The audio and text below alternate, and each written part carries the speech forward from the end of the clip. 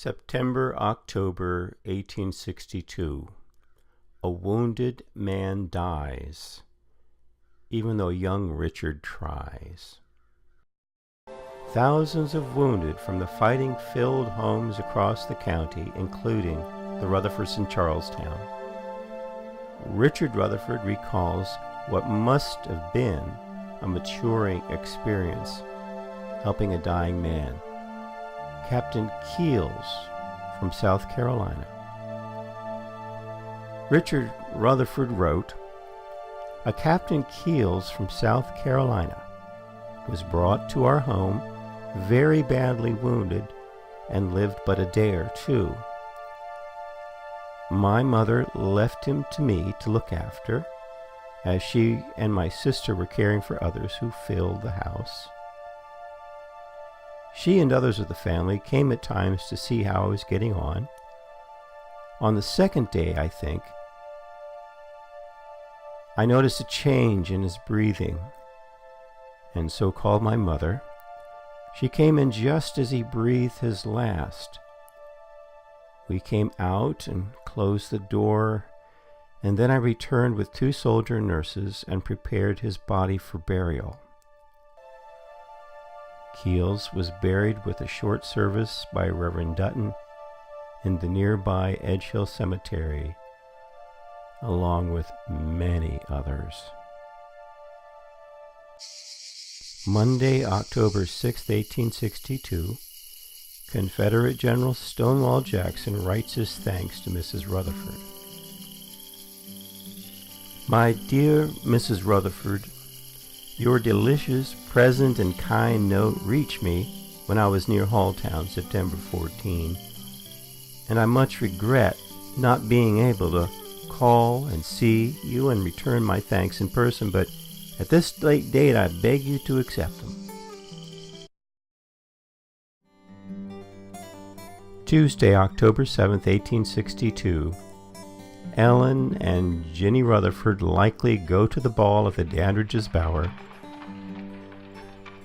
Young women from Charlestown and Shepherdstown were invited to this grand ball and fetched by van.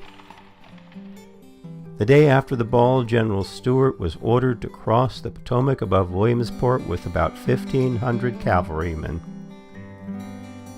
Being friends of General Stuart, who arranged the ball, 22-year-old Ellen and 18-year-old Virginia certainly were invited, and it is hard to imagine anything that could keep them from going.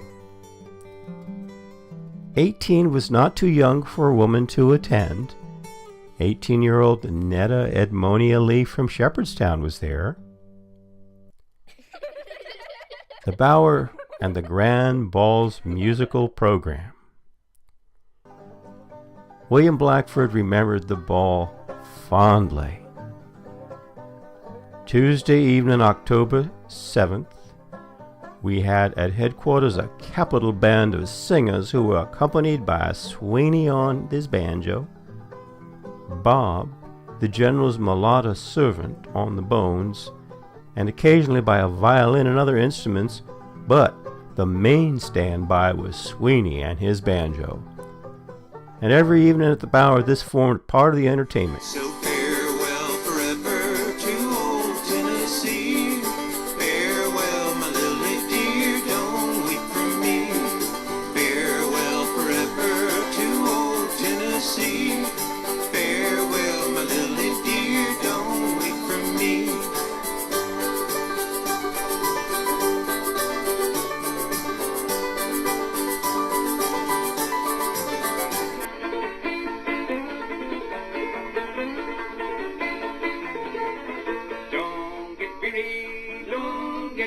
Children, don't get weary, I'm coming from the boys. Whiskey by the gallon, sugar by the pound, a great big bowl to put it in and a spoon to stir it around. Who's gone down to town? Who's gone down to town? Who's gone down to Wilmington to carry my tobacco round? In the cottage by the sea, the cottage cottage by the sea. I can hear my mother praying in the cottage by the sea.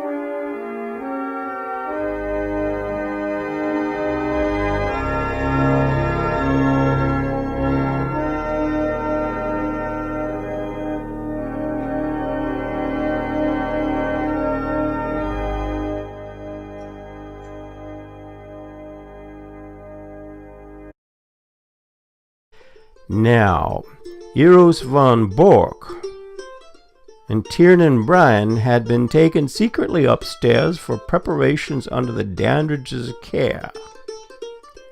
Von Bork was transformed into a blushing maiden weighing 250 pounds and 6 feet 2.5 inches tall, a riding skirt of one of the girls, supplemented by numerous dainty underskirts and extended by enormous hoops according to the fashion then in vogue, hung in graceful folds to conceal the huge cavalry boots the huge damsel wore.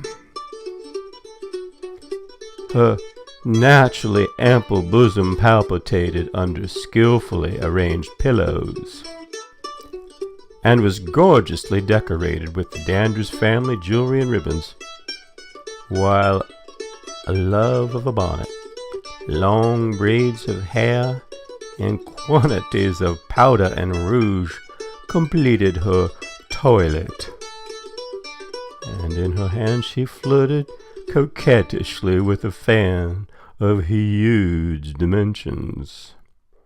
Blackford went on. The night there was an invited company, and the parlors were all full. Von Bork and Bryan gave us another capital performance. When they made their appearance in the ballroom, the surprise was complete. Both acted their parts to perfection.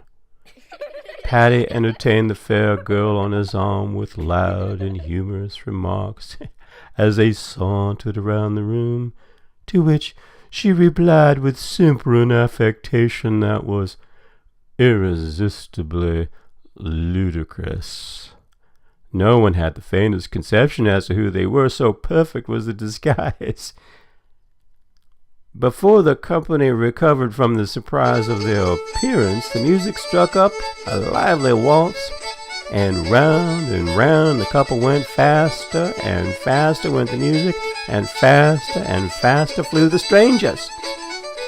It was not until in the fury of the whirling dance with the hoop skirts flying horizontally that, twinkling amid the white drapery beneath the well-known boots of Von Bork, betrayed the first suspicion of who the lady was.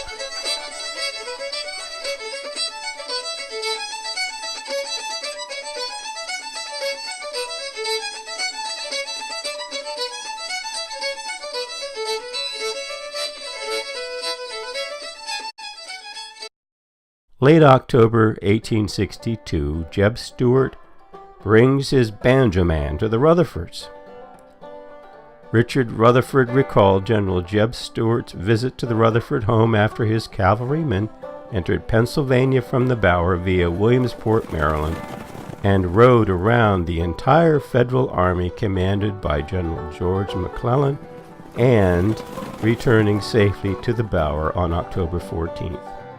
Rutherford wrote, General Jeb Stuart, after his raid on Chambersburg, camped at the Bower a few miles from Charlestown to rest his command, and, as was his custom when near to us, he came to visit us. He told us many things about his trip around the Yankee Army.